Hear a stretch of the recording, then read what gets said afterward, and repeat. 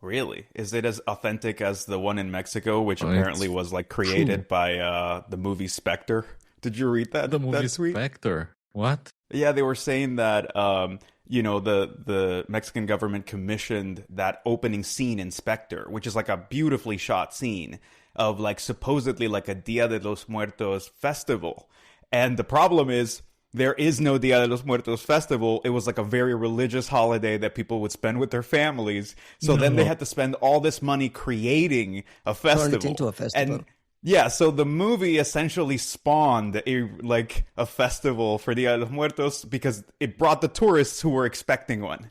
So Spectre brought you a little bit of culture, a little bit of cultural expansion, if you will. Is it a real thing in Sale. Romania? It is. I mean, it's exactly that, the Day of the Dead, something like this, in which you go to the church to remember all the dead, and there's this cake that typically old women they bake it for the dead, and you share it, like super good stuff, by the way. And of course, I was there myself with the family, and I noticed that the priest, they like typically they give the sermon, and it's like the Holy Spirit comes and you just speak. It's like no slides, just a live speech about something Just like this that makes you feel better. podcast. Exactly like it's exactly like us. The spirit They moves changed us. it. You won't believe it, because they changed it. Nowadays, it's like a recording. So they play this recording, and the priest is just walking around as like on the recording, as people singing, and he's just like blessing with the holy smoke and things like that. It's just a recording. And we were like, come on, like first AI, ChatGPT sermons, next recordings, like what's coming? Like where to? Where is this going? I mean, that's some really like. I mean, they're literally phoning it in, right? Did you guys read the Pope's paper on AI, which came out this No. week? They had I some really Anthropic want to. guy as part of the rollout. Someone from Anthropic was there, which is so bizarro to me. But I rolled my eyes so fucking hard they almost fell out of my fucking skull. It's like come Well, on, first like thing- it's the sanctimonious first thing- bullshit, bro. I was looking and I was like, is this written with ChatGPT, or is it like real people wrote it? You look for the hyphen, The M right? dashes? Just to see, yeah, M dashes. did you find it? No, so actually, this looks like normal people wrote it. I don't think it was written by AI. Well, it's good. And two, the reality is very long, and I don't think the Pope wrote the whole thingy, but actually he wrote some ideas, and then other people expanded on his ideas. Of And course. I thought some of those ideas are interesting, and you need to keep in mind that the Pope has a huge audience. Yes, I mean, like, here we go, we with 34 listeners, or I don't know, Joe Rogan has 1 million listeners. Elon Musk has what, like maybe 100 million, but the Pope has like 1 billion. What is it, like 1.5 billion Christians around It's like the a world? huge who are his audience. influencer, is what you're saying. So I'm saying he's a much bigger influencer than we, Elon Musk, or Joe Rogan. Yeah. I'm just Pope happy can to get see him. access to Mythos now. I'm happy to see the Pope embrace humanism again. I mean, we're starting to lose the humanity of it all. And Costin, you were mentioning before we That's a started fucking recording. hilarious statement, Ryan. That is a hilarious statement. That you're Hello, literally what the Hello, everyone. This is the Three Buddy Problem. We're up to episode number 99. We have a new sponsor to unveil this week. This episode is sponsored by the folks at Ent. If you know, we've spoken about Ent before on this podcast, founded by Brandon Dixon, who I believe is the CTO over there, along with the old Passive Total team. Ent Security is building an intent-aware endpoint security product that tries to infer the purpose behind every user action and stopping risky behavior before it becomes an incident, kind of to work along with your EDR software and be that kind of a more proactive approach to security. Have you guys ever gotten a chance to talk to Brandon about what they're building? I got to play with it a little bit. I was at RSA, I dropped in maybe like 20, 30 minutes to, they had set up this CTF. It was Ent and the guys over at 10X. And it was pretty cool. Like they set up a threat hunting CTF and you got to use the platform. And I mean, it's an idea that makes perfect fucking sense, right? Like you now have these semantic compressors. Why would you have people having to like go from event log to event log trying to figure out what something is instead of just presenting people with intent? Like I think it's really smart. So I enjoyed it. Shout out to Ent for sponsoring this show. Sorry, I paused because I'm like somewhere in my head I'm like, please don't acquire them. Like let them cook. Let Brandon cook. Absolutely. We had Brandon on the podcast at Black Hat at RSA, and it was quite clear that where his head was at around embracing AI to do some fun things. I don't know where they got the name Ent from. Costin, you think it's a Lord of the Rings? If it's Lord of the Rings, then an Ent is a tree shepherd. It's like a tree beard. You know what I'm talking about? Like, defeating Saruman, things like that. Fucking Isengard. It's a cool name if it's one of those. No, it's not. No, it's not, Costin. No, you go back there with your fandom. You guys, it's probably an acronym.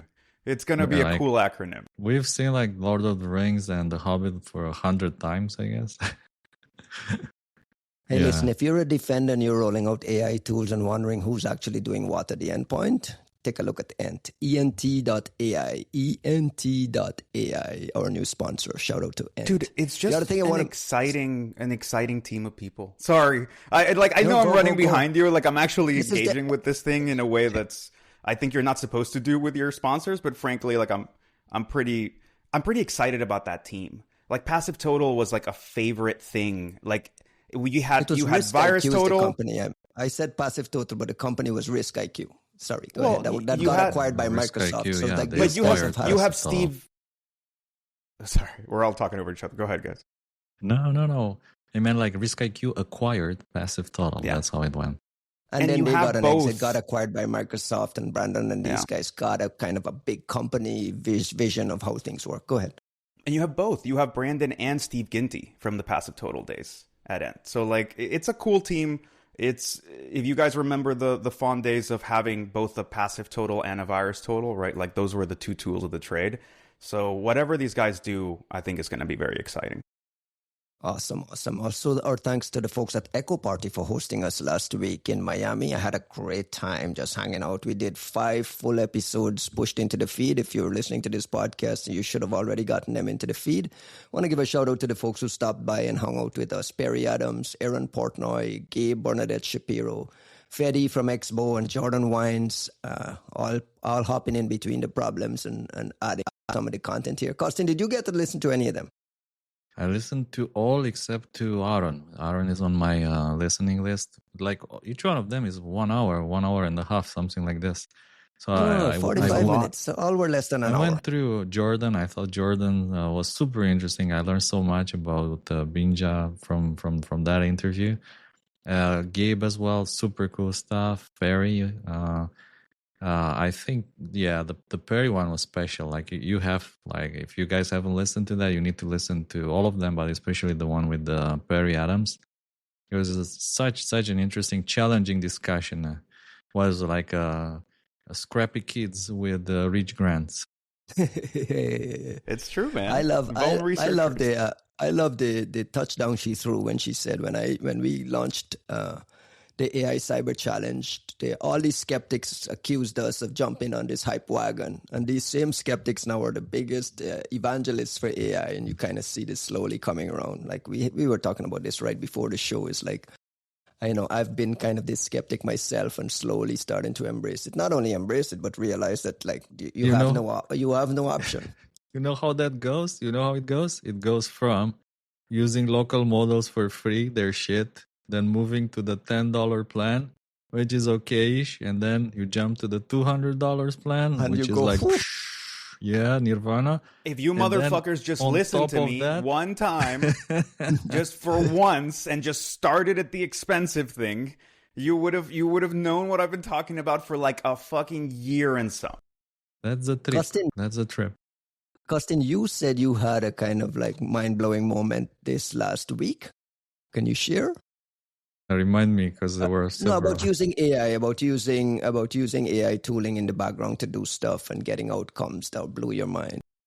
I mean, there's a lot of cool tools out there, and I've been using a lot of local models because we work with sensitive data. So for that, we've been using things like Quen 3.5, Quen 3.6, GEMUP 4, GPT OSS, and all these models are fantastic. I mean, the things that you can run with them, and the fact that you can run them locally on hardware that is affordable these days. That's the reality. You can run it on your Mac laptop. Of course, we bought like a bunch of things like the NVIDIA DGX Spark.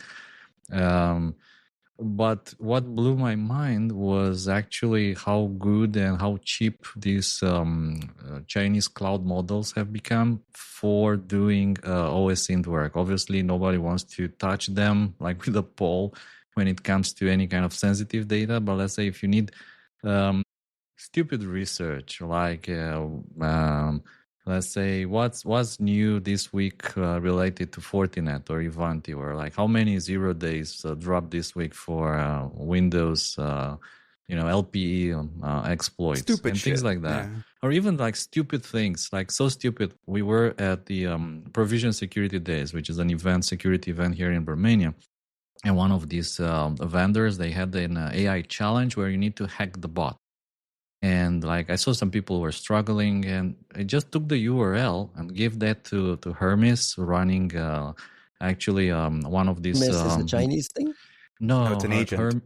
Hermes is this agent, which in my opinion is the best at the moment. Like it's superior to OpenClaw. Like I haven't played much with PyDev. I think JAGS has played with that.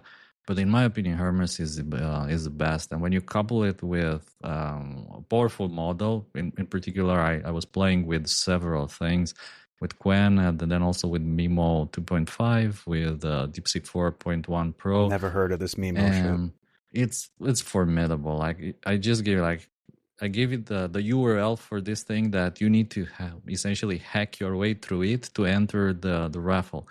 And I said, like, here's the link, take a look. And it went through all the state. It hacked like, oh, this is a Claude-based AI challenge.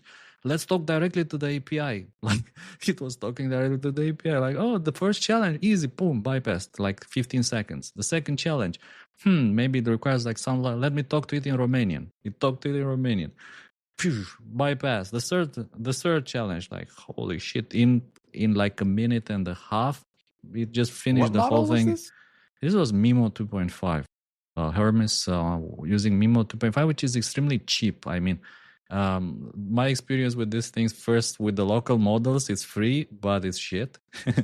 Then I used like the more expensive models like DeepSeek Pro 4.1, and I burned through like $70 in 1 day with it.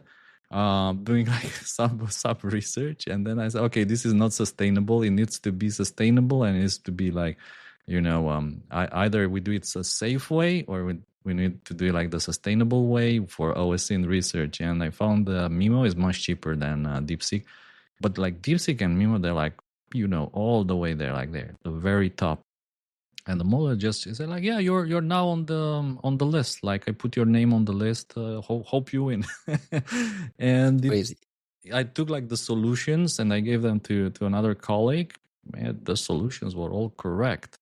It was just super impressive to see it. And all I gave is like, here's the URL, solve the challenge, put me in the raffle, like put my name on the list.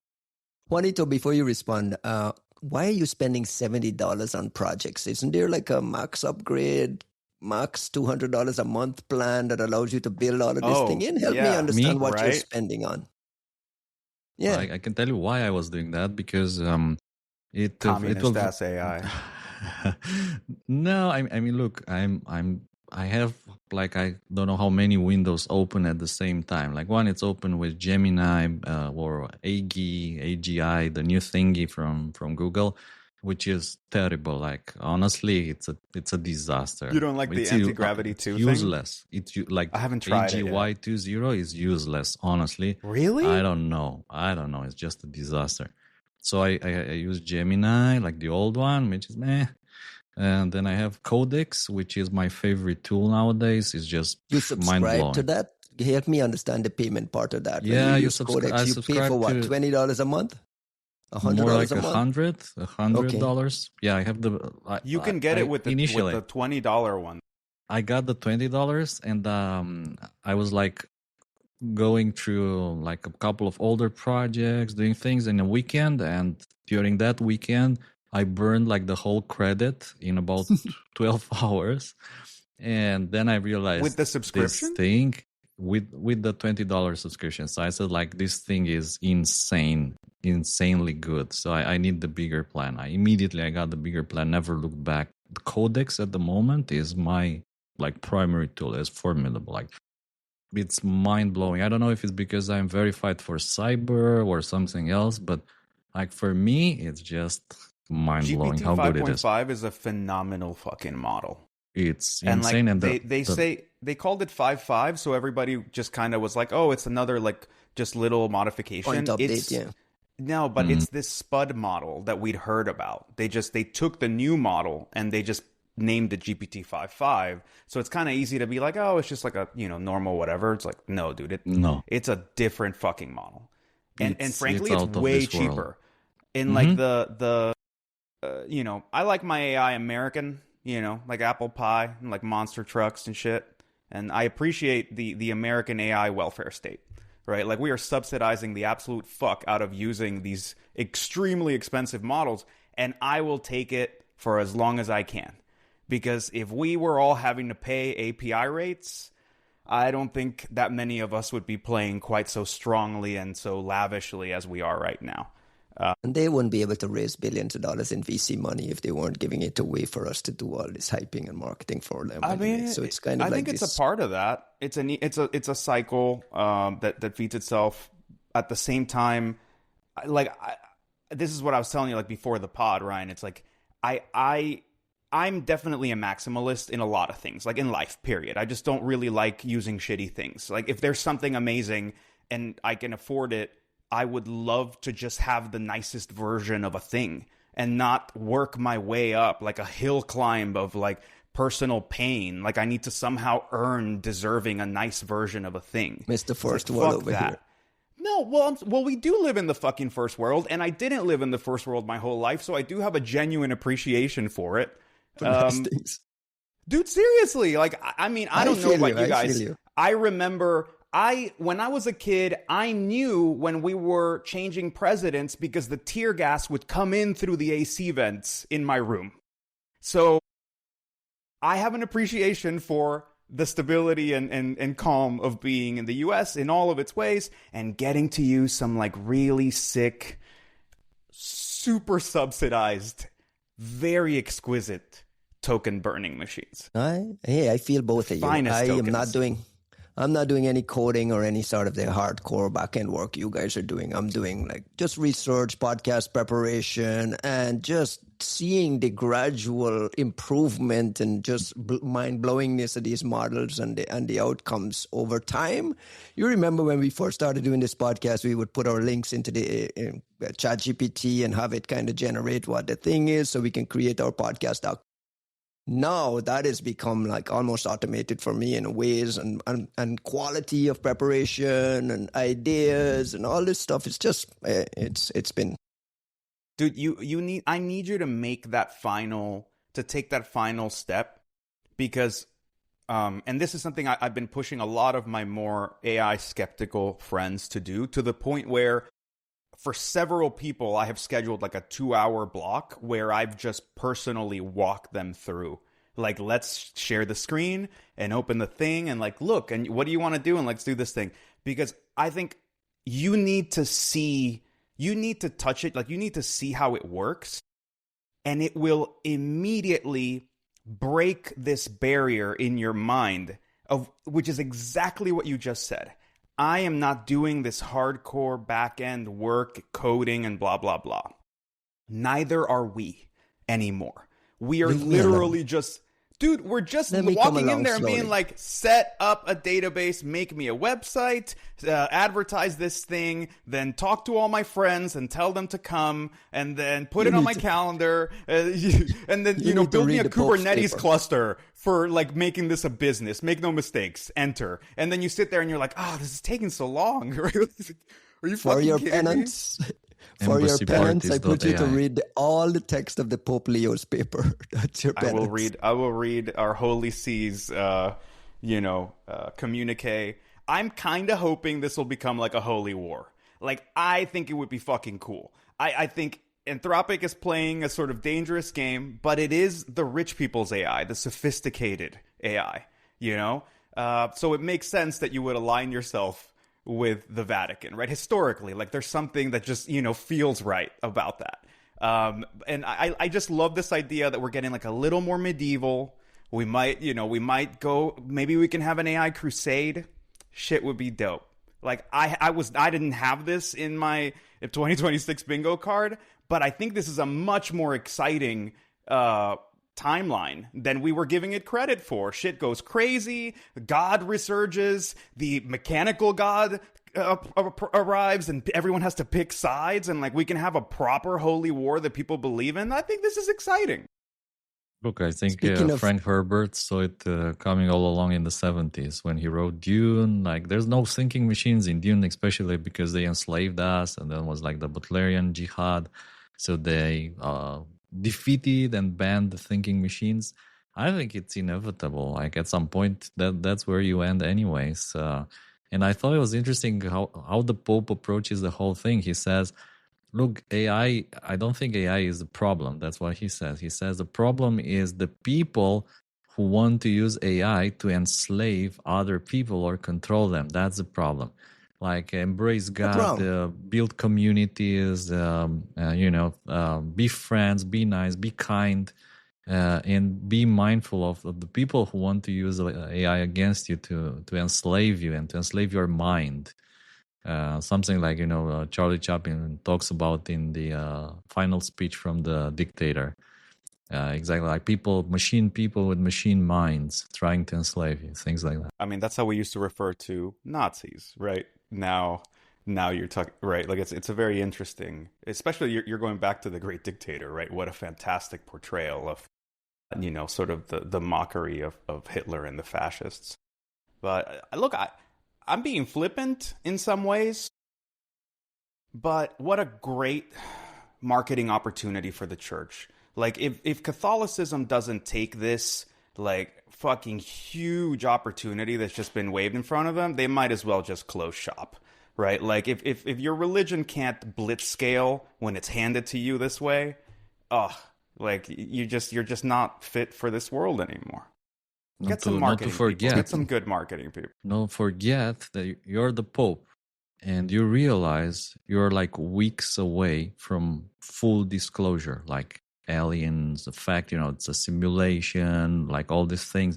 Like, how do you handle all that? Like, people will no longer believe you. Like, you talk about God, and then, like, aliens come. Like, who are these guys? Like, why are they here? Come on, man, you're not thinking about this. We engineered you ever. You are forgetting the fact that Christianity reinvented itself multiple times, taking advantage of other pagan cults and shit. So the way to do this, obviously, is to say that Jesus was an alien. You get a nice little retconning sort of situation. We still have to have some kind of church to, like, praise these sort of intergalactic beings, and they can still wage war on AI. I think this is going to be dope. I think this is a pretty exciting time. Let me get to the news first. Let me get to the news quickly before you guys take us down a rail. Speaking of come on, man. Speaking of holy war and medieval things, Microsoft took us back to the 2000s with a statement that they are going to bring cases against vulnerability researchers. Drop it. Oh, this. No, I'm serious. Dennis Fisher did a nice job at Decipher talking about this vulnerability disclosure debate that has gone on for years and years and years. If you've been a journalist or anyone monitoring or writing about cybersecurity and forever, the disclosure debate on what is responsible disclosure that then became coordinated vulnerability disclosure has always been there. Vendors have always been upset about it. We've always had these things. This week we had, I believe there were 4 0 days or proof of concept for vulnerabilities in Microsoft Defender. And I believe, what was it, the other one? The other one was a bypass of BitLocker. The vulnerabilities known as Red Sun, Undefend, Blue Hammer, and Yellow Key were dropped, and Microsoft was very, very upset with it. They had a fight with this researcher and issued a statement that basically talked about this shared responsibility and coordinated disclosure and why it's so good. There was a throwaway line in there, and I don't know if it's throwaway. I should rephrase. There's a major line in there that got everyone's hackles up and got Microsoft dragged this week. It's talked about our security teams work tirelessly tracking threat actors who look for weaknesses just like these to attack Microsoft and our customers. And this line, our digital crimes unit will continue to bring cases against these actors and those that enable their criminal activity, coordinating as needed with law enforcement around the world.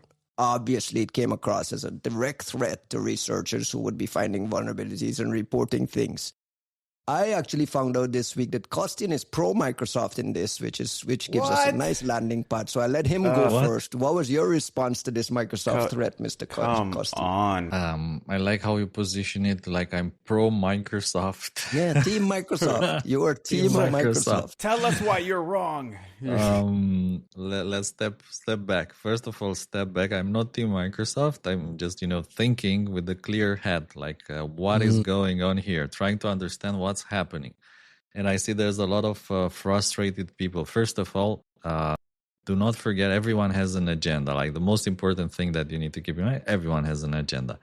Two, I understand there's a lot of frustrated people with Microsoft in general, from all sorts of various reasons. Like if you ask me, I'm frustrated for many, many different reasons, like how difficult it is simply just to turn Defender off. Like I just want to turn Defender off, so it doesn't detect the malware that I'm working on. I want to turn Defender off so it doesn't send Microsoft the samples. How about the ads in the OS? I want simple things. So there's a lot of frustrated people, and there's people, by the way, we reported back in the days a lot of 0 days to Microsoft.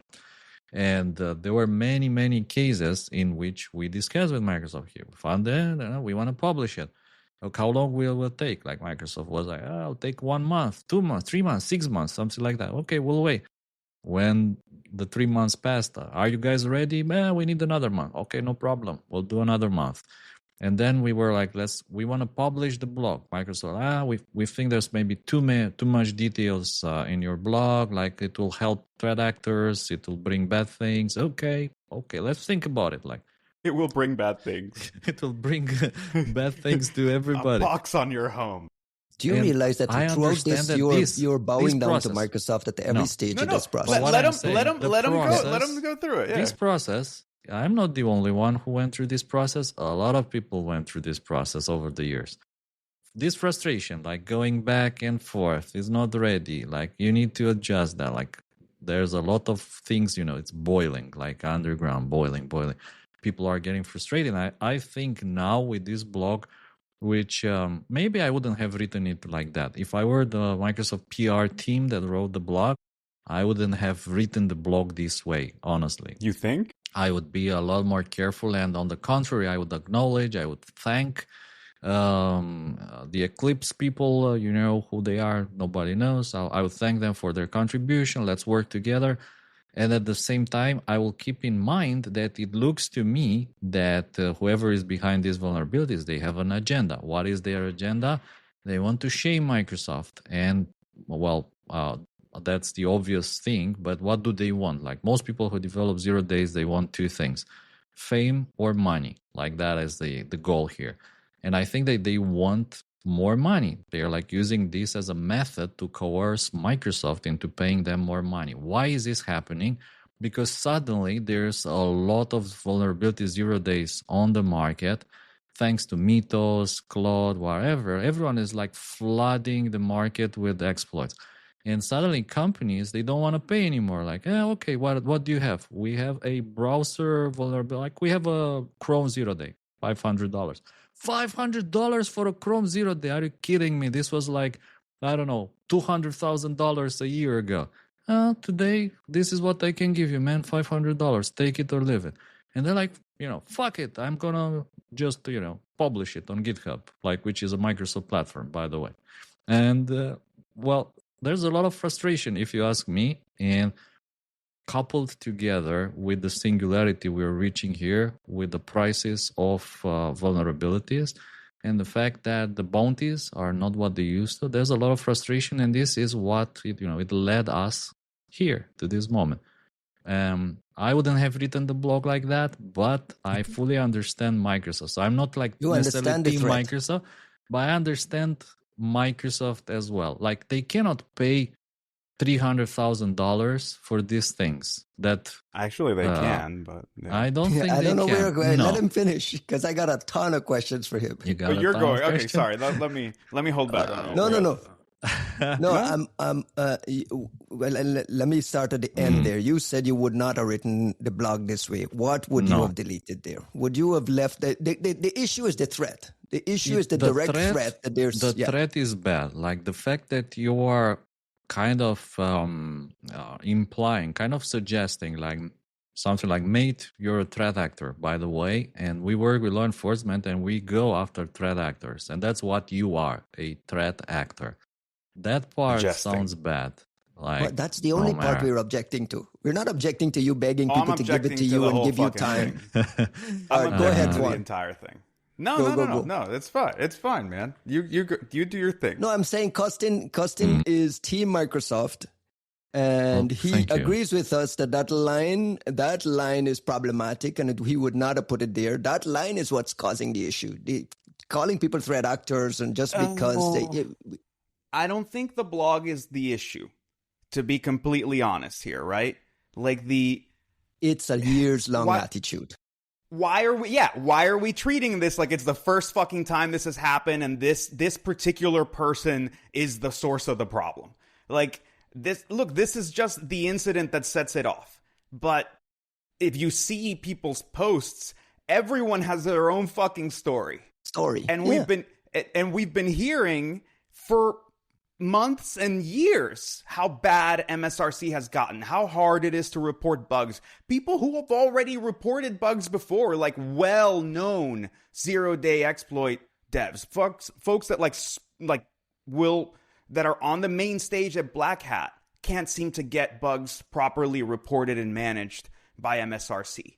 So I'm unwilling to look at this incident in this vacuum of like, oh no, let's narrow our scope down to this. To me, this is a clear, direct corollary of this mismanaged bullshit that they've been pulling for the past 2 years. And frankly, this layer of like Bridgewater consultants that you've brought in hasn't even bothered to read the history of the space because you've already been here before. This is literally 100%. A repeat of the fucking battle that, like, you had to dig yourself out of this hole with hard work. And they've managed in like 2 years to just crash Microsoft into its worst possible condition in the security space. You've ruined the relationships. People don't trust you. Like, even at this point, I'm not even that against them dropping 0 days, which is insane. There with you. It's crazy, but like, I just don't see any, like, you have abused the relationship with the research community to such an extent that I can't, in good faith, look at somebody who does this for a living and say, oh no, you must put this away, and just walk away. They're not going to fix it. They're not going to pay you. They're not going to help anybody, but just walk away. I can't do that. I get Costin's anti-extortion stance. Sometimes it can feel extortion-y. I get that. That's what's happening here. Let me finish. Like, that's an assumption. Just one comment. I would be a lot more comfortable if Nightmare Eclipse would be going by their real name, like whatever their real name is. Then it'd be something like, okay. Them? Does that change anything? Because I don't know who they are. Are they the FSB? Are they the Chinese intelligence? Are they Korean? Does it matter? Yes. Does it matter? It matters. I think it does. Because you don't know their motive. You don't know what their motive. What is their motive? You don't know. It just doesn't, Costin, like, I agree that people have motivations and they have all kinds of, ulterior motives. And some of them are obviously financial. Nobody does this fucking work for free, nor should they. So I get that there are motivations, but the reason that we've gotten here is because of a real condition they've created, right? If it's the FSB reaching out to them saying, hey, I've got some exploits, here, help me patch them, fucking okay, right? Like, that should never hit a problem scenario, right? Like, you could even basically have a whistleblower go out and grab some exploits and hand them to Microsoft. That's a scenario they should be able to manage, ideally, because it's happened before. So the fact that like we are here is, I don't know this person's motivations. It seems probably personal. I don't blame them for not using their name. These assholes just put out a blog post literally saying they're sicking a team that's supposed to be doing like war coordination and like cybercrime investigations. But no, they can take a break from that and go figure out who this person is who just wants to drop a no-day. What the fuck is happening over there? Like, this is embarrassing. We don't know who they are. Costin. Still waiting. We're still waiting to see, because I'm like very curious to see the Microsoft blog. You have your suspicions blog. that this might be an intelligence, or do you have a suspicion it might be someone with problems? Like, I don't understand. I don't understand why this, and this is why I don't understand why whoever it is and the real name makes any sense. Because one, it's been a pattern, and we have a ton of researchers pasting their description, their history of dealing with the MSRC. And the one thing I wanted to push back with you on, I understand there's an extortion-y aspect of it, and the fact that prices are going down. Assuming. It can feel that way, not only in this one, but in some of them where you play the game, if you don't patch and I will publish, and there's that element of it. But Costin, what do you do in a case where I report a bug to you? Mm-hmm. You say, it doesn't really reach the bar for servicing. We're going to put it in a service pack. And you don't qualify for a bounty. And then Microsoft quietly will patch it, ship a fix, and tell you that you can't talk about it because you're in their bug bounty program, rules, and so on. Like, what the fuck kind of world is that? It is the last time that I talk to them, and then from that moment on, I'll find other avenues. Or you sell it to You're going to create Vuln. a GitHub with a fake name. Stupid, and like to drop it for free. Like, if you ask me, it's stupid to drop that for free. I would find out. Well, maybe isn't dropping it for free safer for the rest of us than giving it and go selling privately to someone? That's not our problem to worry about. That is Microsoft's problem to worry about. Like, it's not really our worry. We are making it. They are making it Microsoft's problem. It is Microsoft's problem. It is our worry. If at the end of the day it turns into a live active attack that attacks us, the rest of us, it is our problem.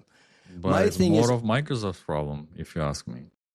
Well, that's why they're looking at bringing cases against. They'll have to clean up the whole shit, like, afterwards. Okay. They'll have to explain why they tried to silence that researcher, why the thing wasn't patched in time, and then who will look like the hero? That person. But if you look from my point of view, in front of your eyes, I'm not sure who's the hero at the moment. I'm not sure who is the villain here. It doesn't have to have a hero. It's all very fuzzy. It's just bullshit from Microsoft, the usual bullshit from Microsoft that dates back to the early 2000s. I've written this story 100 times in my career. I've been through this with Core Security and Cesar Cerudo and like all these guys over the years who reported a bug to Microsoft, waited 90 days, waited 150 days, were told it was going to be in a service pack, then it gets shipped in an emergency update, and then they shit on the researcher and scream at the researcher for even finding it in the first place. Like, this is a pattern and a history that Juan says this. They brought in Katie Masuris, they built all kinds of marketing programs around CVD and all this shit because they had a problem. Now we get this fucking threat against researchers. This is the worst because they never had this active law enforcement threat against researchers before. They would just badmouth you and kind of not invite you to their parties and blacklist you from, like, if you worked at IOActive, for instance, IOActive wouldn't get a contract to do a pen testing thing. They squeezed they would always be squeezing arms everywhere. You know this, Costin. You've been a part of reporting bugs to them. The idea now that they're firmly opposed to disclosure and signaling like legal teeth, it's just like, what a fuck. I don't know. Look, I was in top 100 MSRC number of reported 0 days to them, and it felt okay. Like, I didn't have any kind of issues. Like, this going back and forth was maybe a nuisance indeed, but to me it was a kind of price that you pay for everyone's security. No. The price that you pay for everyone to feel safer. Like, I was happy to pay that price. And to be honest, I never took any bounties from Microsoft. I never got any money, like $0. I don't give a fuck about pride. Like, you can have your pride, but like you did your bit for the community when you, instead of taking money in the gray market, you turned around and you went to Microsoft and you gave them a chance. It's a fucking multi-trillion-dollar company. It's not UNICEF. It's not like, oh, but they can't afford to even bother to engage with you the right way, much less be like, hey, this one's not like quite right for us, but here's a fucking hoodie and a mug, and like we're gonna fly you out someday to Seattle, and you're great, and you know, how do we help you? Here's a fucking Surface tablet. Like, just make some friends. Don't be a piece of shit about this. Absolutely. And frankly, like, dude, it's not even like we're saying do this for every idiot bug bounty dude who's like, you know, HackerOne, looking like at random websites for like low tier vulns. You've got people who are writing you who have already given you legit 0 days. How hard is it to have a slightly better tier of support for those folks? They're helping you out. They're giving you something. All they want is like cred. Like, what the fuck? You would think Microsoft had no idea that this AI oligopolics was coming. Like, literally the only company that had a head start. They got a 3-year head start with this OpenAI investment and so on. The only company to be caught back-footed against a flood of vulnerabilities in 0 days is Microsoft, and now they can't cope with it. And I think the point Costin made earlier about pricing dropping, right? Like, we just saw people complaining about a V8 bug is now $500. You predicted this, Costin. We were going to see this dramatic drop in pricing before it starts to go up. Why isn't Microsoft here with us yet? Like, don't ask me. Look at the people they're hiring. Look at what happened. Look at what happened to Mystic. Look at MSRC. Dude, Igor comes in, who is just some consultant dude, and all of a sudden, the CISO. The ex-CISO. Okay. Come on, man. Keep up. We've talked about this on this podcast. Futures Initiative and all this. The amount of Igors I know is probably superior to the amount Igor. of I don't remember Igors you his know. Last name. Look, all I'm saying is you hire a fucking consultant company CISO, and then, fine, tell me she's just a CISO. But then you put the entire like security org and all these different teams that are meant to do technical work, that are engineering teams, under this CISO. And your CISO is just supposed to be your sacrificial lamb. They're not supposed to be doing like really important shit. My apologies to the CISOs who listen. There's a lot of you that are awesome people. I'm just saying, like, from a corporate structure, usually you would essentially put these technical functions under a CTO, under a CSO, chief security officer, chief trust officer, whatever. In a company as big as Microsoft, you take all this Charlie Bell stuff, all these parts that matter and are like product facing, are community facing, they're part of your marketing, your brand value, they're part of your trust and your pipeline to hire people. And you put it under some consultant dude. And that consultant, who does he hire? He doesn't go out and hire a bunch of badasses in the security space. He hires a bunch of fucking consultants. And all of a sudden, you have this consultant class of middle managers that have been driving people out in droves from Mystic and MSRC. And it's all this Game of Thrones bullshit. And they're just fighting each other to be the world's greatest middle manager. And this has been happening for like 2 years now. I can't look at that organization in good faith. Costin, as Team Microsoft, sum it up. Team Microsoft. First of all, I just want to thank Microsoft because I did not get any money. Again, $0 for all the 0 days I reported with Microsoft, but I got a Visual Studio installation kit and license, a cap, and a backpack, and a t-shirt. Wow. So I still got something, again. Bro. I'm fine. I'm fine with all that. Fine. I'm fine, absolutely. I don't like you giving a pass job to Microsoft. Yeah. I'm not giving a pass to but I just want to say you absolutely I just want to I want to say one thing here, which is something a lot of people are forgetting. You must be totally naive to try to do this with Microsoft when Microsoft has all the threat intelligence capabilities that they have, thinking that they will not know who you are. So if you're just hiding under an alias thinking they don't know who you are, they know. And to me, that makes absolutely no sense in this whole story. If you're going after Microsoft trying to blackmail them with 0 days, then use your real name. That's what I'm saying. Why are you assuming it's blackmail? Like, what even is the blackmail? It's not blackmail to say, hey, I reported this thing to you, and now you're coming at me. You need to read all the blogs. You hurt me. That's not blackmail. That's retribution. So it's blackmail in the sense that if you don't get in touch and pay me more money, then I'll drop more. That's blackmail. Well, look, if this person's vulnerabilities are not worth anything, then why do you care if they drop them or not? That I don't know. Oh, okay. So if this person's vulnerabilities are so not worth a dime, then let them put it up on GitHub. Why would you remove their GitHub? Well, their vulns aren't that important. So, fuck you, kid. Drop them. You're like, okay. If, again, it feels stupid for me as a company to host somebody who's publishing vulnerabilities in my own products for free. Like, it feels like, what am I, stupid here? Like, I'm not going to allow you to use my platform to distribute that. You can distribute it with something else, but not on GitHub. This all sounds really like realpolitik, like practical and pragmatic. And I agree with you, as long as we accept that the person you're referring to is just kind of shitty.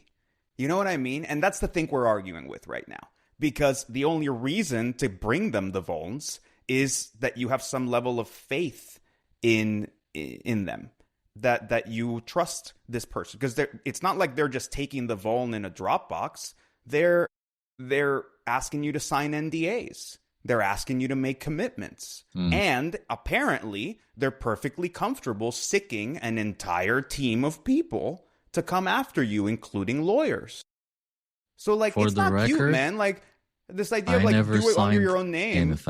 I never signed anything with Microsoft. Like, whenever we reported these vulnerabilities, we reported in good faith, never signed any NDAs or other things. But the company had signed. I'm sure the company has signed. Right, exactly. You reported it as Kaspersky as a company that had a history of partnership with Microsoft about engines. Microsoft even used the Kaspersky engine in the forefront product at some point. There's a history there. It's not a perfect example, Costin reporting a Flash OD or a Silverlight OD to Microsoft. Let me ask this question. Do you think this is just a blank threat just to get people to calm down, or do you think it's real? And if it's real, like, what are you going to charge them with? Posting code on the internet? Like, what are we doing? I mean, I'm sure they can come up with some bullshit. It's not blackmail. It is not blackmail. It does not rise to the level of blackmail under any definition. I would wait for the whole story to drop and to get the full picture of this. And if there's an indictment, you can read the details in the indictment, whatever. I think it's an empty threat. Bullshit. I don't think it's an empty threat, which is what makes it even worse. That these people are that fucking dumb. Because you have already been here before. Picture. I don't think we have the full picture. I don't think we know everything that has been going on here. I know we don't know everything. Wait, let me get a Costin conspiracy take. What do you think is happening here? What is your spidey sense? I'll refrain from any attribution speculations, but obviously this person has a history with Microsoft, some kind of a personal beef with them. And I think it goes deeper and it goes back longer than we seem to understand from just looking at this Blogspot page and looking at the recent history of disclosures. I think this is, an older kind of story that's been brewing for some time. I don't think we have the whole thing. We don't know who they are. We don't know what happened in the past. Just to summarize, because you keep saying I'm Team Microsoft, I'm Team myself. I'm not Team Microsoft. I'm not Team Apple. I'm not Team Cook. I'm not Team Waltz. I'm not any of these guys, politicians, whatever. Stop defending bullshit then. But I don't think we have a full picture here, and I still think the Microsoft thingy was probably a bit misguided, and I would have not written it like that. So you would have deleted the thread completely. It need like a bit more experience. Maybe it was a junior PR team. I don't know who they were. They need to get a bit more experienced in there and know how to handle these cases. I just want to give you an example here. This is not some PR person. Because, let me give you an example. Like, I have a friend who has he has a website. It's his personal website. And someone got in touch with him. Like, he got a message to one of these bug bounty platforms, like trying to blackmail him into something like $50 to get information about the vulnerability in his website that, it sounded like it's the end of the world, basically. And he said, I don't want to pay $50 to these guys who are essentially blackmailing me, or if I don't pay them $50, they're not going to tell me and someone else will hack my website and destroy. Can you help me?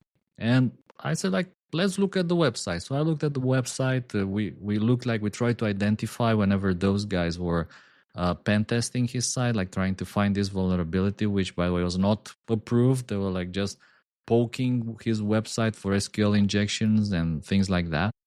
And we found, I found what it was. It was a CSS, it was an XSS vulnerability, and a really stupid one. We fixed it. We didn't pay the blackmail that was being requested from him, or it's the end of the world. And it left me with kind of a sour taste. It shouldn't be like that. It should be more along the lines, here's a vulnerability, I'm going to help you fix it, things like that. And by the way, if you want to buy me a coffee, buy me a coffee. But it felt like it was blackmail, and it left us with kind of a sour taste. Now, think of a company like Microsoft who is getting 10,000 of these blackmail messages a month. And they're holy shit. Mail messages. We can't handle all these blackmail messages, which are pay us $50 or none of them are pay us $50. That's not the problem we're dealing with here. Come on. Exactly, that is not at all what we're dealing with here. Because some of them are pay us $50,000 or $500,000. Do you know the market valuation of Microsoft as a company? It doesn't fucking matter if it's $50,000, if it's $200,000. Oh, you own shares. No wonder you put okay, that makes sense. Oh, got it. Let me check. I have $200 of Microsoft shares. $200 in Microsoft shares. I am a shareholder. That doesn't count, man. That doesn't count. I'm Team Microsoft. While you guys don't have any shares. Do you think that they should withdraw the threat? Do you think we should get an update from someone there that says, they should apologize? They should apologize. If they don't withdraw that shit, they're going to live to regret it. I don't know who forgot what the internet looks like. This is the most, even if you don't agree with what this particular person's doing. And look, cards on the table. That same person was asking for a Sentinel-1 installer and a CrowdStrike installer, and I'm sure it's going to be a thorn in the sides of many of us. Did you give them the license? No, I didn't personally reach out. Why not? I'm not an ambassador that way. Wait a second. Yeah. My point is... My point is that at the end of the day, this is not about this person.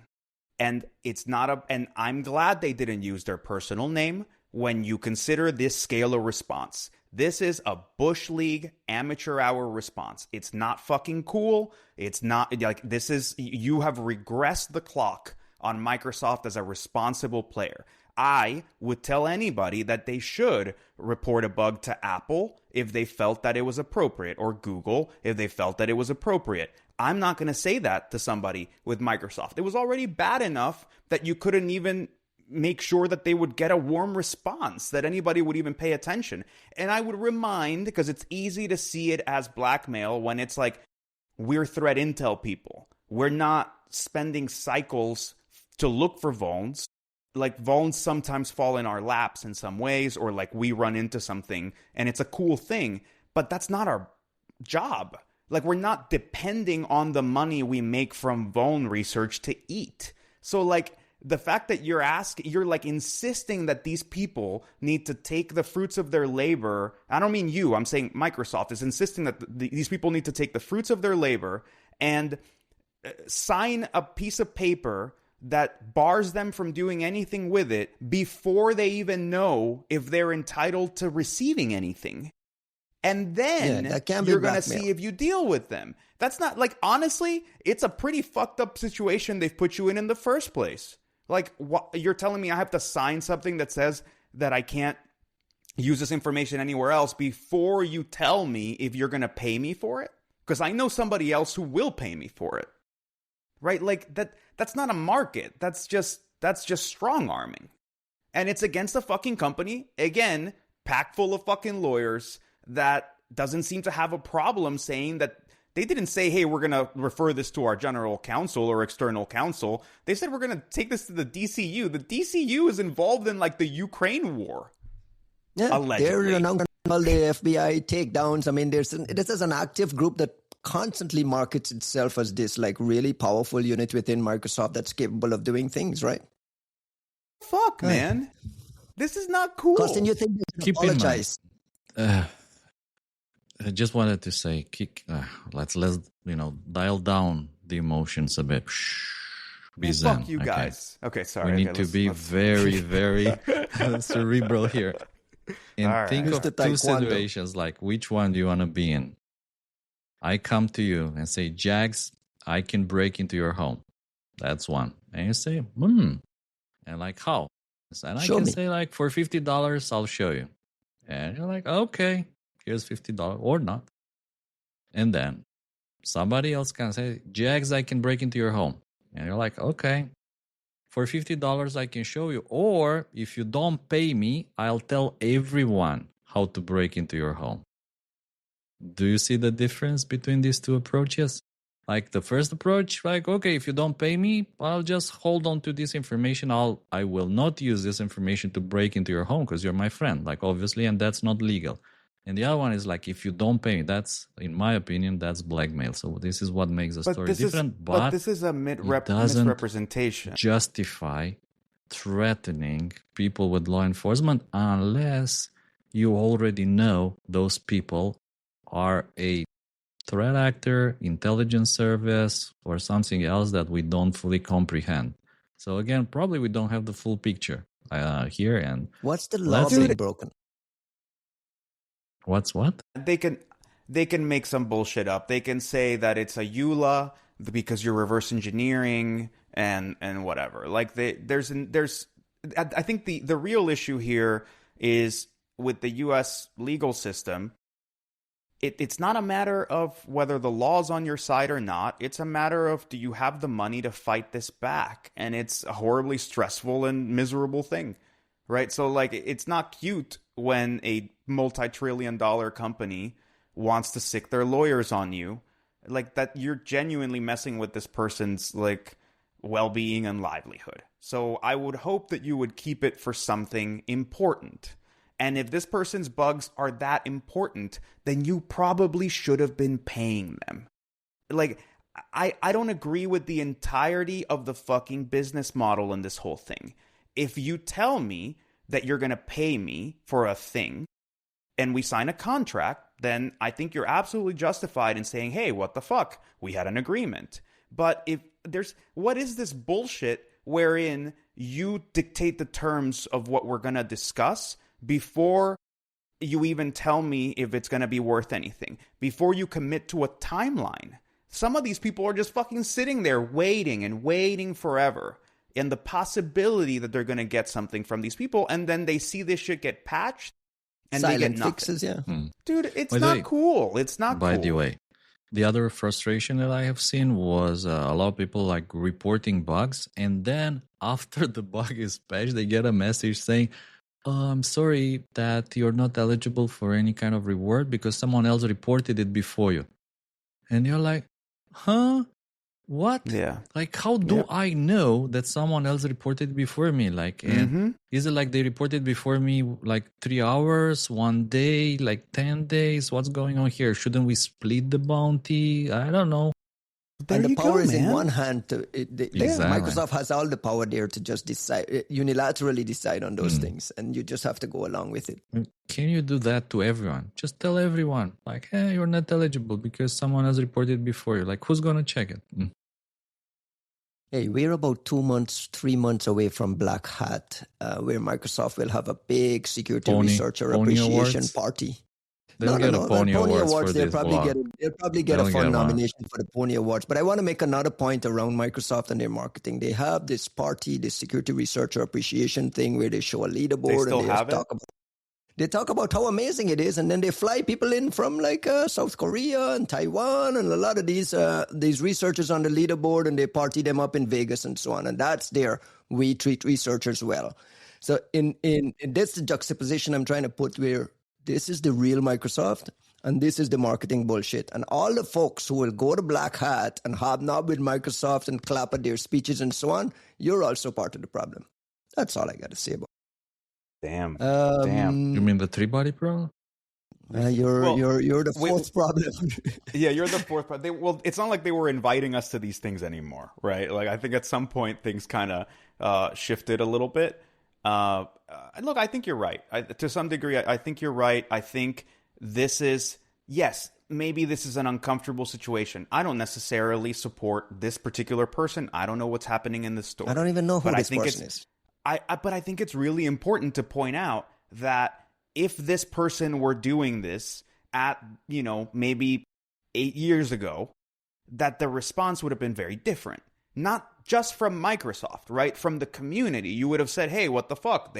They're pretty good. They've been answering all of our stuff. They're issuing patches. Like, this seems like an undue, like this, it doesn't seem like an appropriate thing to do, right? Like if the space is this ready to jump up at the faintest sign of somebody getting manhandled, then I think it speaks to a decline that we have been documenting in this podcast week after week after week. And we've kept telling people, and we know they're fucking listening.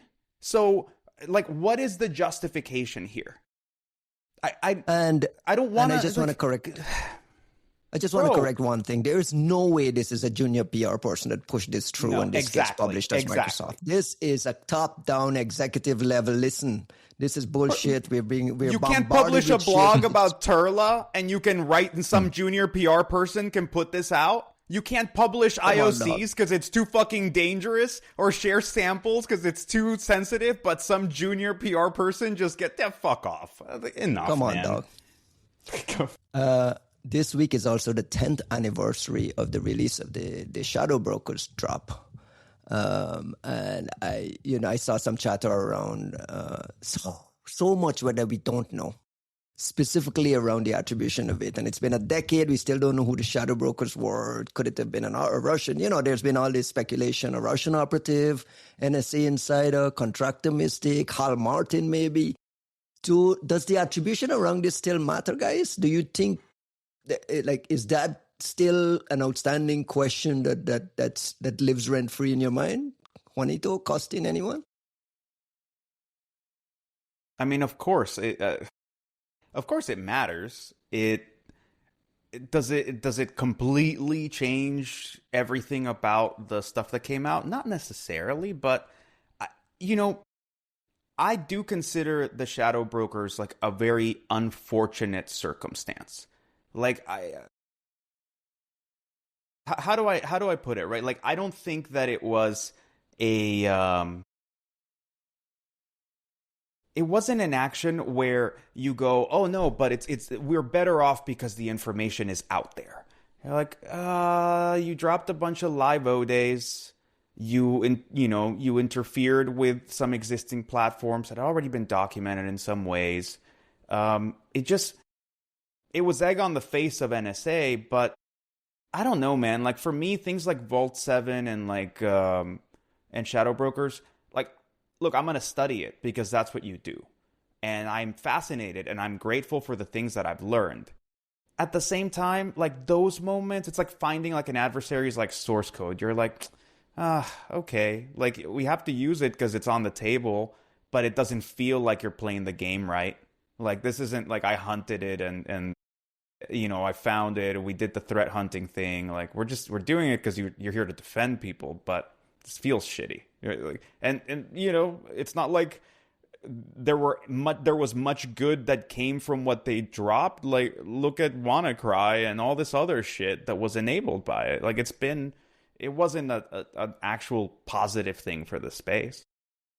Costin, I want to bring you in here because when the Shadow Brokers drop happened, the great team was one of the earliest with a connection to the equation group, with a publication connecting it to the equation group. And I want to bring you in here because I saw Kasper Secret's tweet that says, what are the chances the Russians and the Kaspersky people would be the first to cipher this thing, blah, blah, blah, with kind of like an inference that maybe the Russians and Kaspersky may have been involved.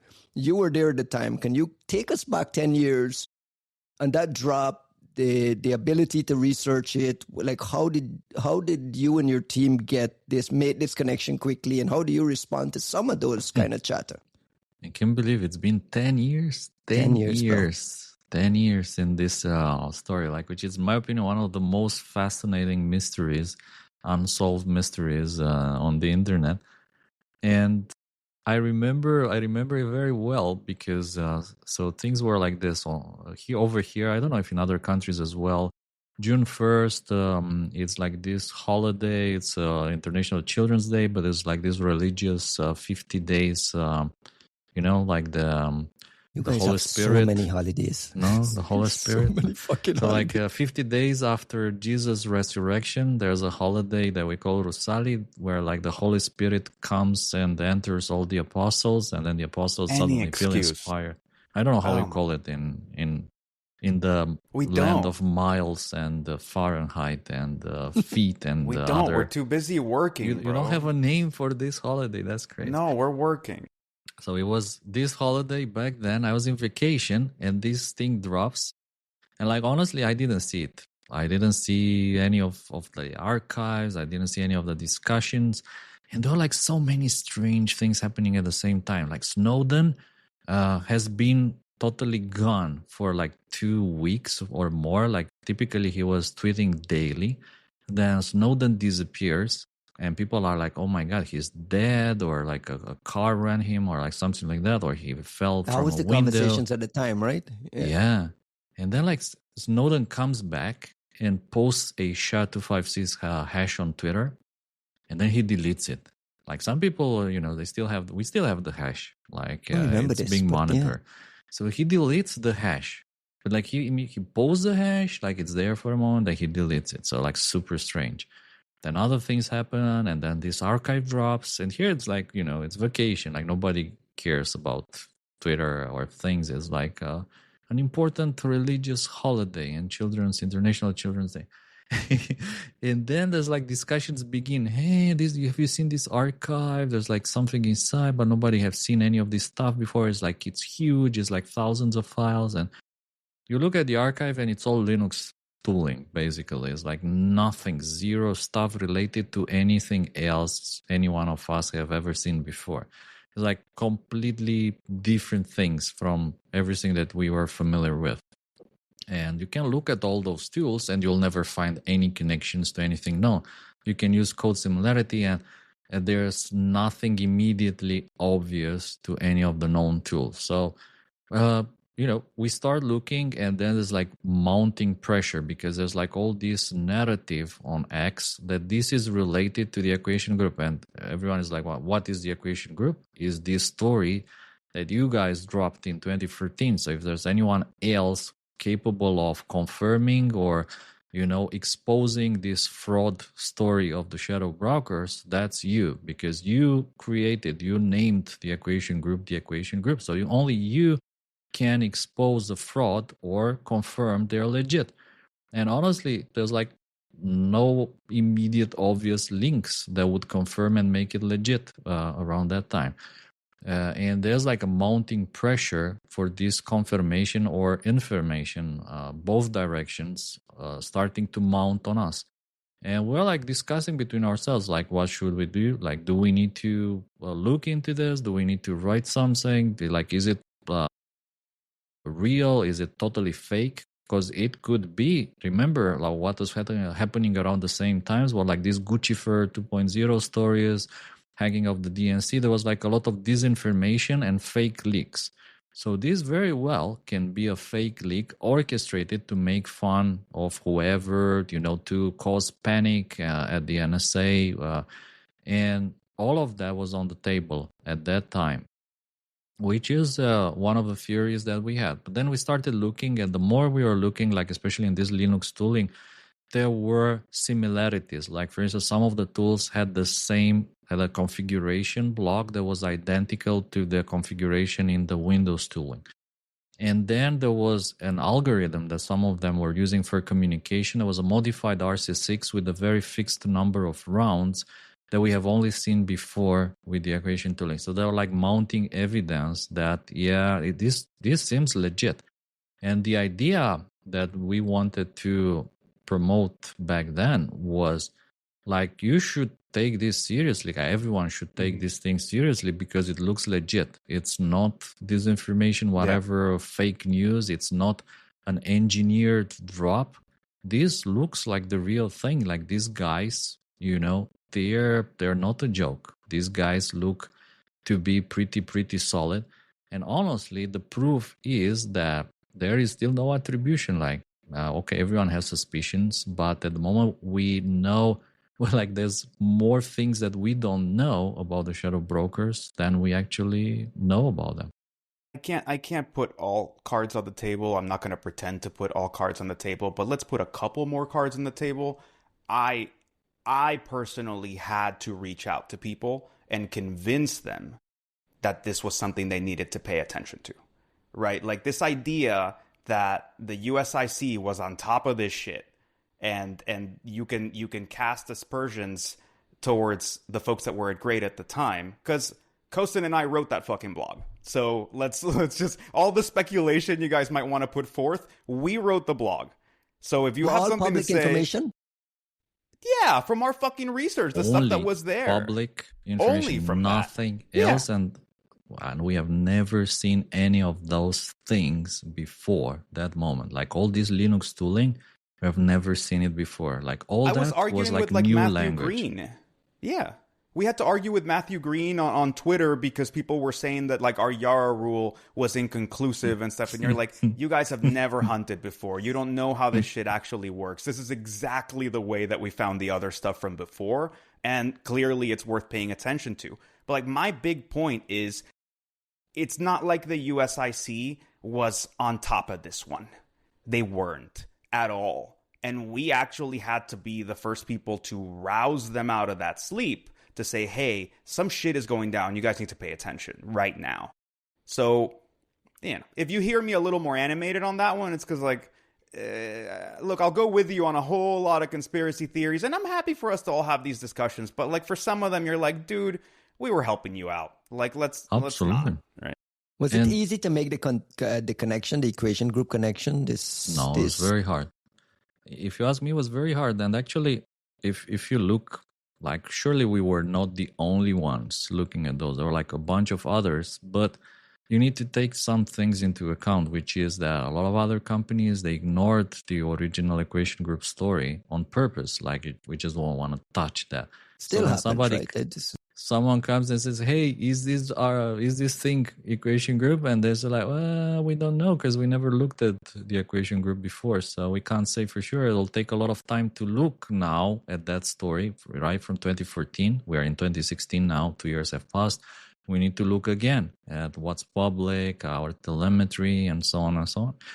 And that is not trivial. So it was tricky, but again, something I've said it before, the research capabilities of our group in 2016 were formidable. Like, they were just the best. They were formidable. That's the reality. Hey man, I had senior people at Microsoft used to ping me and says, when is the Kaspersky report coming out so I can validate all this shit that I'm hearing over here? They were waiting for like the Kaspersky checkbox, the great checkbox became like a crucial part of things. That was very, very real. I think the story with the shadow brokers, I think it was really, really interesting because we have never seen any operation of this kind before that had a similar level of OPSEC as the shadow brokers. Like pretty much everything we have seen before the shadow brokers, they were either Russian intelligence pretending to be Gucci fur or the cyber jihad or like one of these other all over the fucking place. Cyber Berkut or like fake things that made no sense with terrible operational security. Now, the shadow brokers were out of this world in terms of OPSEC. Their choice of things from the choice of the VPNs they were using, the choice of passwords, encryption they were using, publishing platforms they were using, and the fact, and even the language. If you remembered the TSB, like the shadow broker's talk, the shadow broker is not here to make money. The shadow broker is here to spread the information. Like this shadow broker style. They would speak this like very. It was like broken. Sort of like an accent, sort of broke, like the way that Russian, they were writing. Rusglish? Well, it was like a bit of Rusglish, a bit of like whatever, but it was clearly. It was clearly intentional. And if you remember, right, knowing that, hey, these people, you're going after NSA. They're going to be able to deconstruct your pattern of writing and speech and whatever a bajillion different ways. Like this was somebody who understood everything that was going to be used against them in some way or another. It was not someone that was pretending to be Romanian and using Google Translate from Russian to Romanian to pretend that, like, no, these guys were on a totally different levels and they essentially knew all the capabilities that the US intelligence establishment had. So when they were doing all these things, every single step that the shadow brokers were doing was on purpose, and it was like calculated and very precise, knowing that this is like how you need to do things if you don't want to get caught. And essentially they were like that good. They were that good that they never got caught. And this, I think, it's pretty much the best evidence. And probably the most important part here would be the fact that the shadow brokers, in my opinion, it wasn't just one person. And at the same time, it was probably not a lot of people.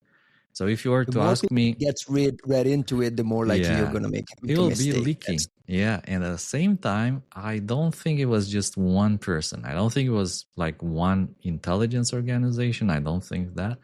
And I 100% think that Snowden was somehow connected to it because of the hash he dropped on X and quickly deleted after being silent, gone for 2 weeks before this story. You really do. I never thought of Snowden as a candidate. Never once.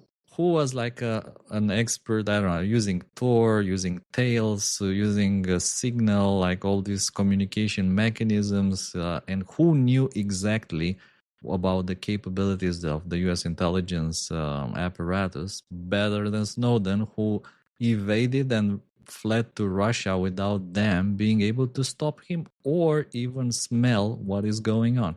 So to me, this is probably one of the most interesting theories to explore. What was going on with that hash? I don't think Snowden would have been able to teach them. Like, I don't think Snowden would have been able to instruct them in doing it the right way. Yeah, this is not something you teach. And that's my point about, like, I think the USIC needs to look inward if it hasn't already. I'm pretty sure they already have. This is one of those areas where we were watching what the Russians looked like trying to do this kind of thing, and it was paltry, right? Like, people were piecing these things apart on Twitter. Everyone's gone through the shadow brokers with a fine-tooth comb, and it turns out they were doing, from the looks of it, they were doing things right, at least on the cyber end. I don't know that they were doing things right on the life end. Like, by the time that you're taking on this level of scrutiny, we're not talking cyber. You are talking about the world's greatest surveillance apparatus suddenly turning inward very, very quickly. My suspicion has always been that it was a couple of insiders. The stuff that they were writing about, like, it was like old Clinton era bullshit, like Bill Clinton era bullshit, right? Like there were things in there that you're like, this is an older American person, right? Like it was, if you ever played Leisure Suit Larry when you were a kid, if you ever tried to play it, it used to do this age verification thing where it would basically be like, who was the vice president for Reagan? You'd be like, fuck, I can't play this. I have no idea what this thing is asking me. I think that is very much a litmus test when you go, this is an old American person's like gripe about some politics bullshit from the fucking 90s, right? Like, it's just, I don't know. I think I am convinced that it was a couple of USIC insiders. And I mean, it makes it all the more tragic. Like I said, I don't enjoy the shadow brokers thing having happened like on an ideological level or anything like that. I do, like, we worked on territorial dispute. We found Fast 16. We found the flower shop stuff because of it, a bunch of different signatures. We made hay of everything that came out of there because you had to, because that's the job. And honestly, because it was interesting. Like the Wasowski API library, like understanding about how like Reagan and Equation Group fit together. All these wonderful things. We also got WannaCry and Eternal Blue and like all this like ransomware shit that was kicking off and all kinds of live exploits against devices that were like network devices that no one was ever going to patch in Pakistan and other places. Like it was a pretty shitty time in some ways. I don't know. It was the best of times. It was the worst of times. The worst of times. Yes. It was. This particular shadow brokers leak became kind of exhibit A in this debate over whether these intelligencies should be stockpiling 0 days. It's 10 years later. Has that conversation changed at all, or are we still in the place where how governments are handling 0 days and hacking tools is still an issue to be watched? I think nowadays, if you look what kind of shadow brokers we see nowadays, it's mostly leaks from the Russian side of things, from the Chinese side of things, well, which are obviously very interesting. One thing, by the way, like my opinion is that there is a big disconnect, like the people who are leaking stuff rarely understand what to leak. Like, when you are on the leaking end of the pipe and you want to leak something, they always leak boring things. So to say, with one exception, there is actually a group that leaks interesting stuff. And you know what I'm talking about. Like, obviously, like the Charming Kitten leaks. I think the people who are doing those leaks, they understand the stuff that you need to leak in order to attract interest, to attract the interest of researchers. I think the shadow brokers understood that. They knew what to leak. And I just say, like, it's extremely difficult, I think, on the side of the organizations orchestrating these leaks, if they do it like, at institutional levels, to choose what to leak on their side to attract interest. And it's, in my opinion, you need to know what to leak, so to say. And obviously, shadow brokers, they knew what to leak. And they knew how to leak as well. I think there were also limitations. We shouldn't make them larger than life, right? Like there were, there's a way in which this thing fizzles out, right? It didn't keep going at the same level of strength. Like it was hard for us at first to verify because it was like a mess of things that were being put, and some of it was valuable and some of it wasn't. Some of it was interesting and some of it wasn't. And as you had a series of disclosures, and there were some that were like jam-packed with cool shit, and some of them, some operator scripts and some things here and there and some logs here and there. And I think, those are the things that serve the Chinese the most, right? Like they were able to find a lot of latent infections inside of China based on like literally having the logs of some operator being like, you're in this, these are all these servers that they're using for some kind of reflection. And then if you remember, these assholes were trying to do some kind of auction and get paid in cryptocurrency. And people were like, somebody did pay for it. What was it, like fucks your mom was like the handle? Someone paid for it and they were pissed because apparently like they just got some shitty piece of a toolkit. It was like no O day, like a false flag crazy. though, right? Like I felt like that was just kind of like a misdirection piece. By the payment, I think, was also super interesting because if you remember initially, they were like, but you can pay us in Bitcoin. And then they like very quickly switched to Zcash. And I think that was like super, super interesting to see because like later we find out who was one of the key people in the whole Zcash story. Like you can Google it up and see who I'm talking about. Tell me, you can't leave it. Snowden, you can't leave obviously. Like that. Snowden. He attended like the original, the Zcash key burning party. And then they also decided to accept Monero because for some reason, I think that people say like, Zcash is maybe not that safe. We also want to have Monero as an alternative. And if you don't know how to use Monero, which obviously, they were kind of probably forced to accept those Monero payments. Monero had this like description field in the transactions that was actually visible in the blockchain. So although you don't know who paid who, you could actually see in the description because of the attribution mechanisms the shadow brokers were using to know who paid them. That like in the payment there was like this field which held the information to attribute whoever paid for the archive. So I think this was one of the few OPSEC failures of the shadow brokers by accepting these Monero payments without fully understanding how the Monero blockchain works. But otherwise, they were like pretty good. What did you think, Juan? Sorry, I kind of jumped in there. What was the payment part? Do you think that was misdirection? Do you think that was I don't think they were just trying to earn some money? No, I don't think it was misdirection. I wouldn't even be surprised if it was like a fucking threat intel company or a cutout for the USIC. Because, you want to know, right? You want to know what the hell is going on. But more importantly, I think the fact that someone came away from that unsatisfied says a lot about what these guys had access to and what they thought was going to be valuable to other people, right? Like, you had to, come on, man. You have your first customer. You're going to give them something from like the middle shelf, right? Again, all these things tell you a lot, about what they had access to, about how they thought about the world.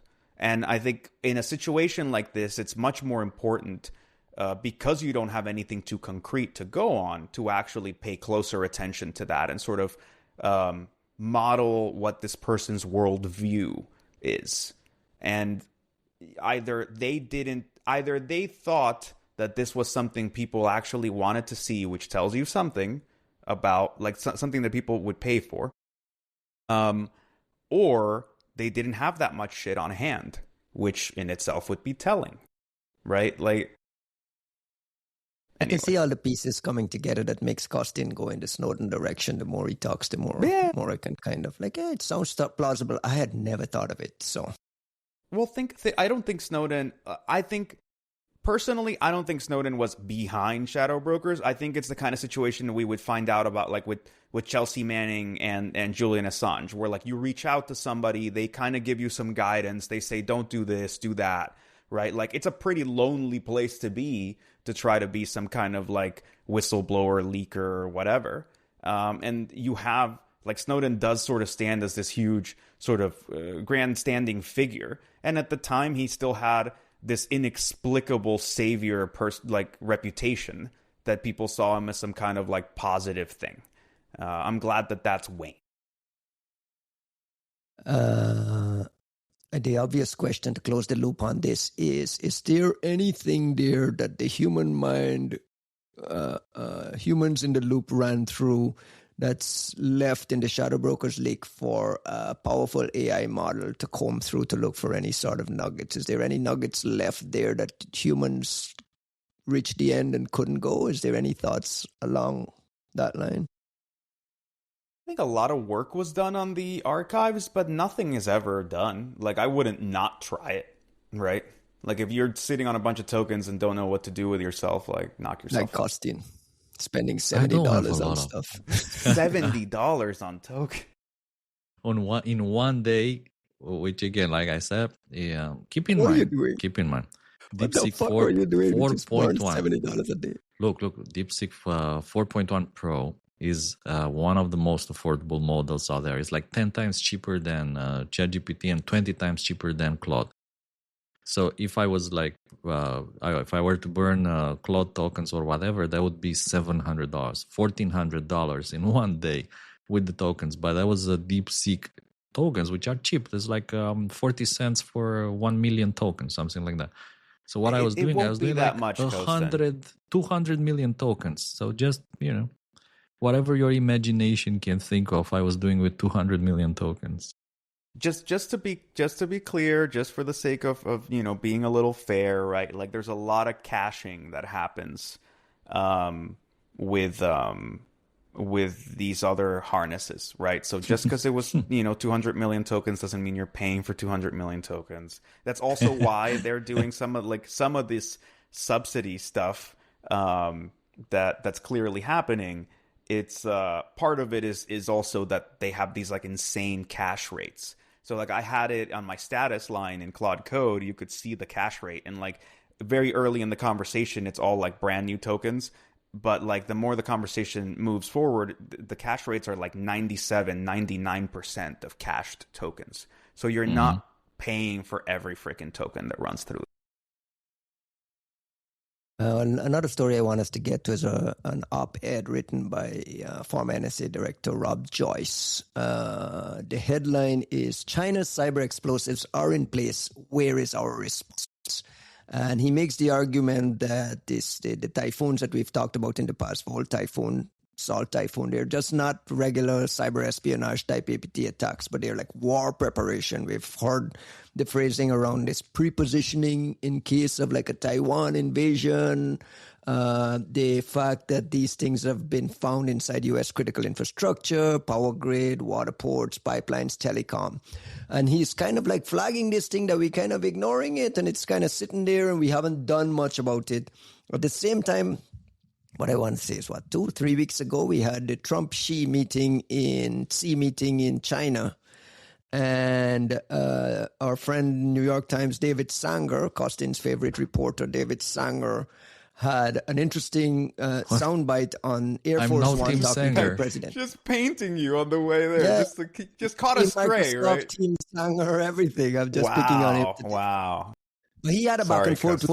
He had a back and forth with Trump where it was like, hey, they do it, we do it. They do it, we do it. The distinction is that the they do it, we do it is espionage. And this kind of pre-positioning digital weapons placed in critical infrastructure is a bar too high. And they should be treated separately. And Rob Joyce is making the argument that we haven't really come up with a response to it. And the response really should be a variety of different things. Did you get a chance to read it, Juanito? Yes. We have poo-pooed this pre-positioning talk in the past. Is there something here that is so dangerous that we really need to start paying attention to?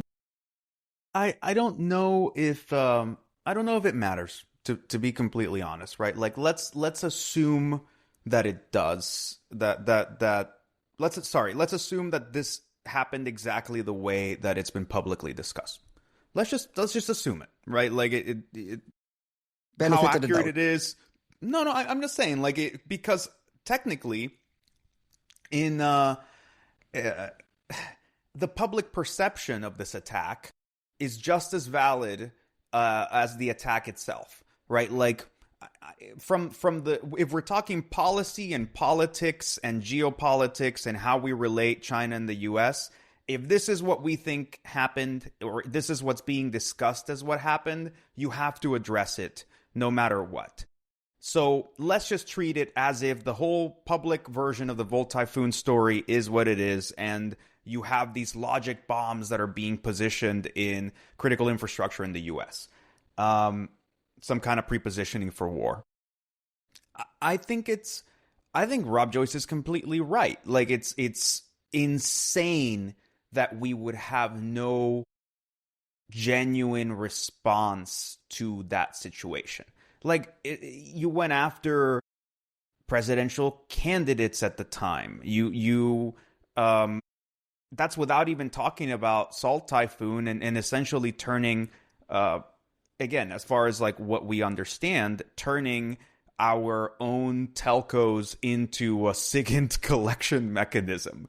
It's insane. It's genuinely embarrassing. And the idea that like you would just kind of hand wave and not do anything, like the previous administration didn't do jack shit about it.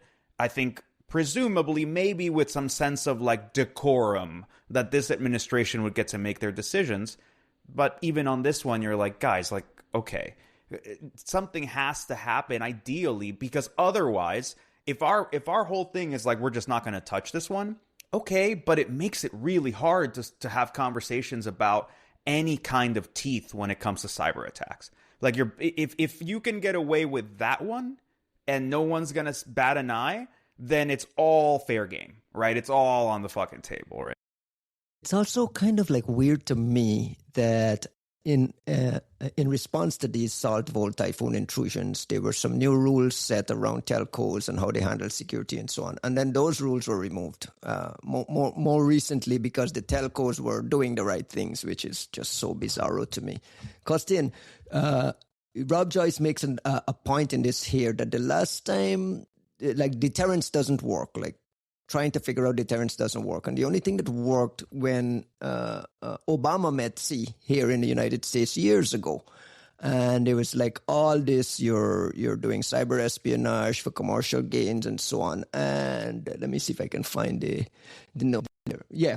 After Obama personally tied these Chinese IP theft to the trade consequences, cyber operations sharply dropped. So Rob Joyce makes the argument that when Obama raises it at a high level, you get results from it. You're not going to get results from any sort of deterrence. If we're to take it at face value that this is really, really pre-positioning and so on, like, whoa, like how do you view the kind of policy decisions that have to be made to make this go away? I don't know. Oh, well, I mean, first of all, I think Rob Joyce should write more. And if he can write more, that would be awesome, because he writes great things, like fantastic pieces that challenge the mind.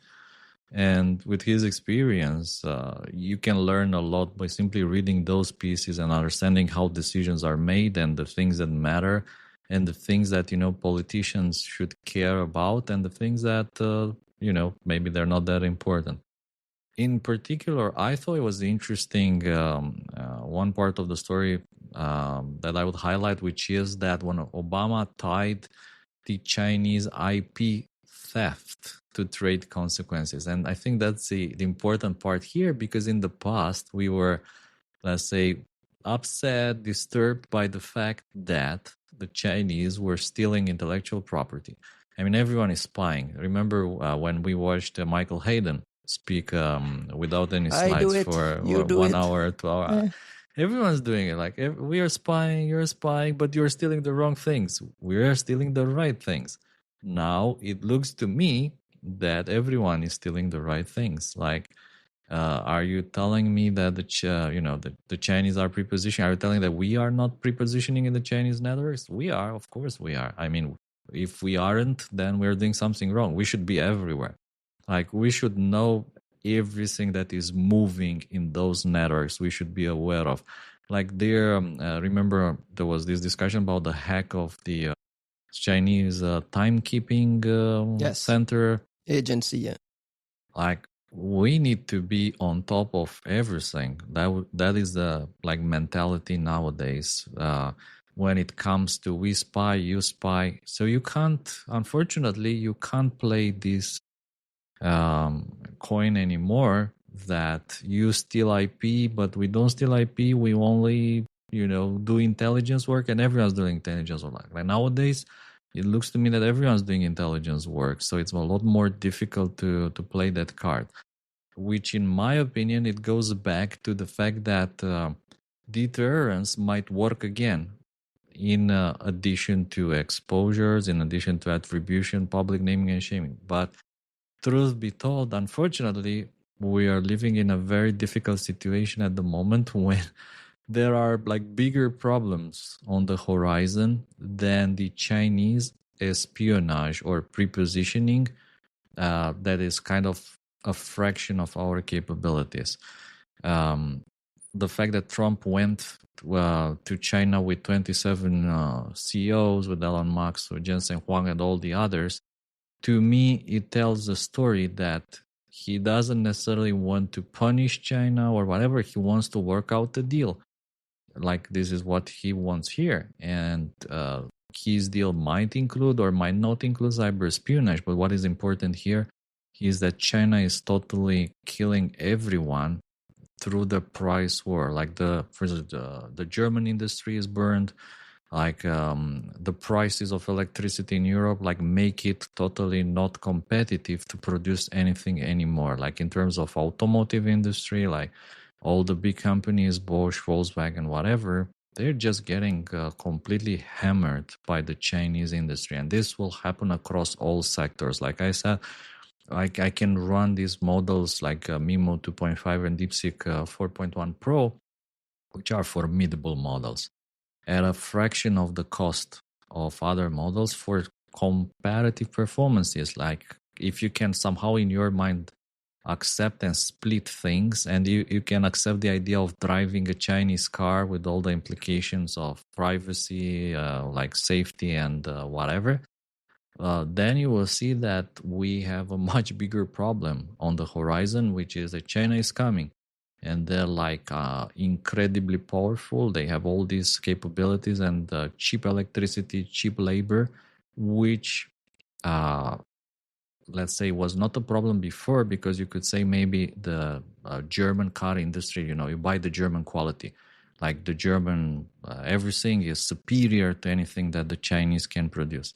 And unfortunately, we are at the point where the difference has become so small that it is really worrying to see, and it's really worrying to think about what will come next from the side of China. In one of the earliest episodes of this podcast, Costin, you talked about the Chinese thinking in terms of generations, 25, 30-year windows. Whereas in America here, we have these 4-year election cycles. So we think about our policy and implications of our policy in 4-year cycles. Juanito, does that put us at a significant disadvantage when we take everything Rob is making here, that our fixes are these very, very short cycle and it's not really institutional? And how do we get there? I mean, without a shadow of a doubt, that's problematic, right? Just from a strategic, basically what you're saying is all of our decision making is tactical and we don't really get to be strategic. It also kind of puts it creates a credibility gap to having any kind of longer term commitments with other partners. If you say, yeah, you say you mean this, but in 4 years, you might not, right? And that's something that's been discussed more broadly with bigger geopolitical overtures like the JCPOA and other international agreements. Usually there's more of a line of continuity because you have so many career government folks who are there kind of upholding some general semblance of, hey, we're still walking in the same direction. Maybe the administration's changed and we'll kind of move a little more this way or a little more that way, but there's a general sense that you're still keeping a through line, and that clearly has not been the case now. So I accept that this government's moving differently. It wants to do things differently. That's fine, but I'm just not sure how to address longer term thinking under those circumstances. And you look at the Chinese, and of course it's much easier for them, right? You've got a single all-powerful authority, it's a lot easier to act in lockstep, right? There's no ambiguity. The top has said this is what we're doing for the next 5 years. Everybody else, get the fucking work. And yeah, you're gonna have, nothing's perfect, and there's interpretation, and it's a massive fucking country, right? Like, you've got all kinds of ways that's gotta percolate, but in some ways, like, we can at least speak to cyber. They have figured it out, right? Like, the things that we're hearing about how the PLA and the MSS are operating, how the different regional commands seem to be coordinating, how, like, the strategic support force has essentially made it so, like, tooling and research and these different mechanisms are working pretty optimally. They've figured some shit out that I don't think we have figured out. So it definitely produces anxiety, right, to look at that situation, because it's not obvious what exactly it is we can do under the circumstances. Costin, you mentioned it being part of like a deal making. Rob Joyce makes the argument that he argues against this instinct to just hack them back, and makes the argument that we should be pursuing a variety of things, including economic leverage, public attribution, indictments, even, expelling diplomats, sanctions, a variety of different things. The reality is, though, we're so coupled with China that, like, trying to do it economically is in itself problematic, as we've found out with all these trade deals conversation. Is there a world in which this gets settled, Costin, or is this just how, like, the reality of the ugly reality of what our future looks like? You're asking the big questions for the best part of the podcast. I think nobody can say for sure, and there are, like, so many uncertainties. The U.S. National debt, China holding U.S. bonds, like the markets, gold, rare earths, all this, yeah. War, like the prices of oil. All these things are, like, so deeply intertwined that it's, like, really hard at the moment to see how, like, pulling. If you ask me, I think everyone is afraid to pull any kind of thread out of this thing, because you pull the wrong thread and everything collapses. So I would think that at the moment, people who are much smarter than us and, like, understand the bigger picture, and they talk to the Pope, they talk to everyone, they talk to people in Venezuela, in Cuba, in Russia, Iran, Israel, Saudi, maybe Romania as well, I don't know. And they probably follow what they think is the safest path to these very uncertain times of emergence of sophisticated AIs, increasing costs of everything, national debts, war, like in multiple regions of the earth, and the fact that we still don't have any kind of good solution to the whole mythos, like emergence of zero-day vulnerabilities everywhere, like flooding the gates of what we can patch in a reasonable amount of time on a monthly base cycle. So we'll have to see, and we have to hope. I mean, diversify and just hope for the best. Juanito, I'll close this segment with a direct question to you and the direct question to you is Rob Joyce's headline, and I'll repeat it. China's cyber explosives are in place. Where's our response? Like, what is the answer to that question? Where's our explosives?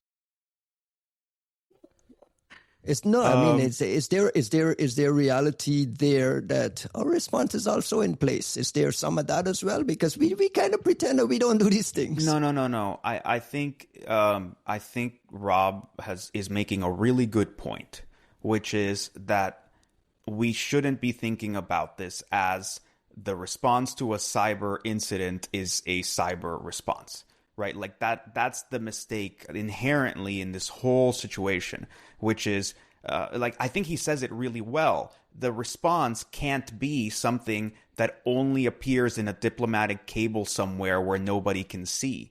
Like, even if the Chinese are getting the right message from us that says, hey, knock this shit off, it's not cool, and like we're like, oh, okay, and like in private circles everybody's like, okay, we've reached an agreement, you're still leaving this perception problem for every other asshole with a computer and an exploit that now thinks it's okay to do that sort of thing in the US, right? So like, even if you are managing things with China in a very particular way, even if you have like a reset of whatever, and you want to handle things through like a red phone between Beijing and Washington, okay, that's fine, but you can't, I don't think it's a good idea, and I see Rob arguing for this, is like, I don't think it's a good idea to give folks the impression that you can go no holds barred against the U.S. and that we're not going to do anything in any way that anyone can see.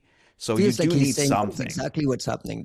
Yeah, that's what he's saying, and that's my point, right? Like I agree with him, and I think in a way this is more of like, this feels more like a plea, right? Like it's like basically saying like, look, you guys control this. Say something. Yeah. Well, but it's also like you have to ask nicely, right? With this administration, is be like, you guys control this. You guys, you know what you want to strive towards, and whatever's happening in these Chinese negotiations. But like, guys, like, please lend us a hand. Don't just leave this as like the note. Like, not enough things happen in cyber policy for this to just kind of skate by and like, oh, we'll get it the next time. Like the next go around, we'll have a significant discussion about this. Like, that's not how this shit works. Most attribution policy completely changed because of Obama's response to the Sony Pictures Entertainment hack, which is like a pretty mundane situation if you think about it, to set the course of attribution policy for the US government for the foreseeable future. So like this incident, it just feels like, you know, the shoe hasn't dropped, and it would be nice for that opportunity to be taken, however late, to set some kind of a standard that we can still defend. If anyone can write something like this that we should read, it would be Rob Joyce. Hopefully we'll get a chance to have him come on the show one day, and we can have him do it live with us on the show. Not with today's conversation. Well, it would be fantastic to know or to hear like what Rob Joyce thinks that is going wrong today, and what he would do different, for instance, in terms of cyber. Like not just like at the policy level, but technically, what can you do different?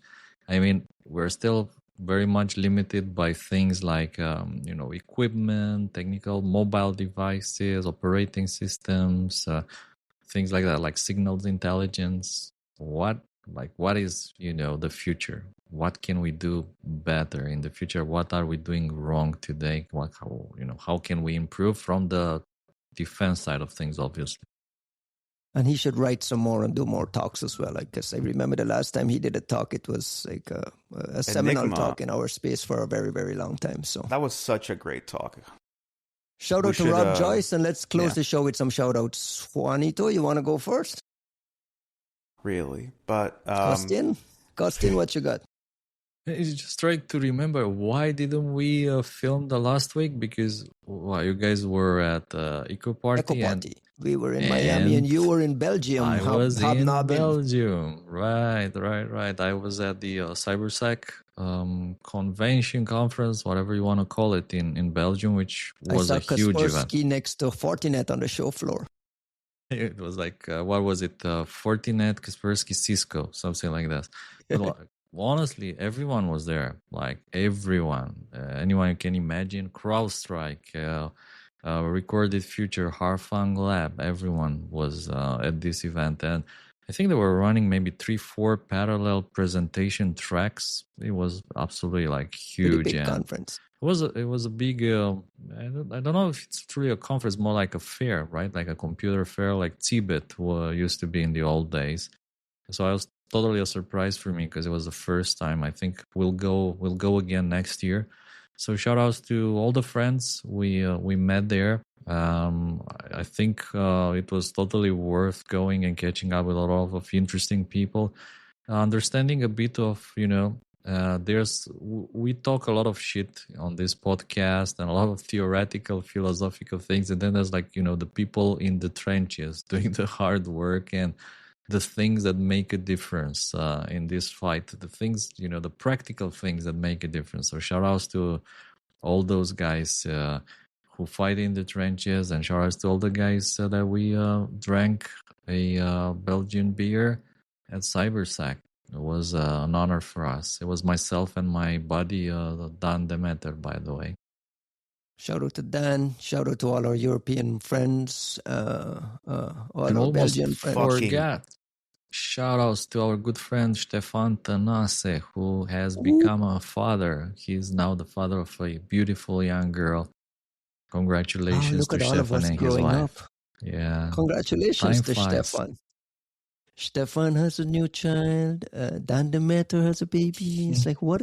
Bro, I was just about to curse Dan Demeter out because I saw him finally after so many years at PivotCon, and we barely got to hang out, but it was long enough for this motherfucker to show up at 9 o'clock in the morning with a Palinka shot. I thought I was gonna die. Like, my entire world just went fucking sideways. I'm not built like that anymore. My experience was like, we are going through security in Bucharest, and Dan is like, I have some Palinka with me, and like, how much do you have? He's like 2.5 liters.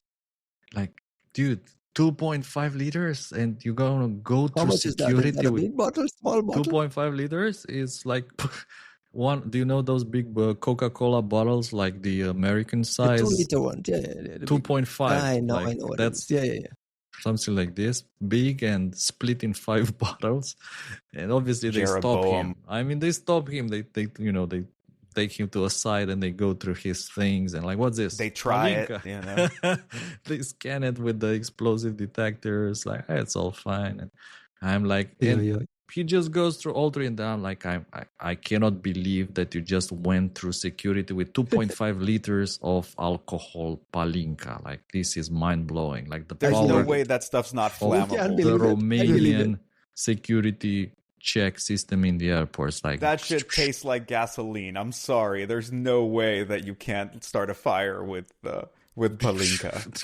Shout out to Dan. You can start the fire. Shout out to Dan and his Palinka. Juanito, any shout outs to anyone? What are you doing next? I understand you're... Well, I'm keynoting a couple of conferences this coming week. Info Security in London and Istari Compass, which is looking like a pretty interesting event. And I'll be, happy to spend some time with folks out there in the UK. Shout out, well, first of all, LabsCon CFP is open. Submit some cool shit, guys. Like, it's coming close. I think we've got maybe like 2 weeks left. So, for all you fucking truant motherfuckers, like, get your submissions ready. Like we said, this is it, man. Give us some good stuff. Also, the sponsors that are coming on board, we're rounding some of that out. So anybody who's still on the fence, we'd love to have you. Well, honestly, if we're going to close with anything, I think it's a shout out to the Pope. This is the most exciting thing that's happened in a long time. Right? Like, there's been no counterforce, humanity feeling completely adrift. And who should come to our rescue to be a voice, like a moral compass of some sort, but the fucking Catholic Church of all people? Come on, man. Like, this is the time to have some kind of humanist crusade, a holy war. This, like, come on. It can be so humanity unifying.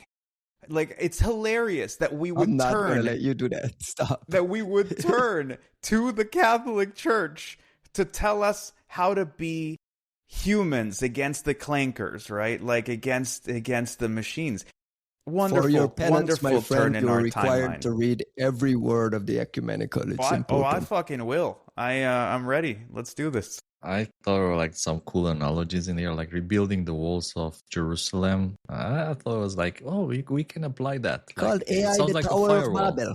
That's a firewall, like the human firewall.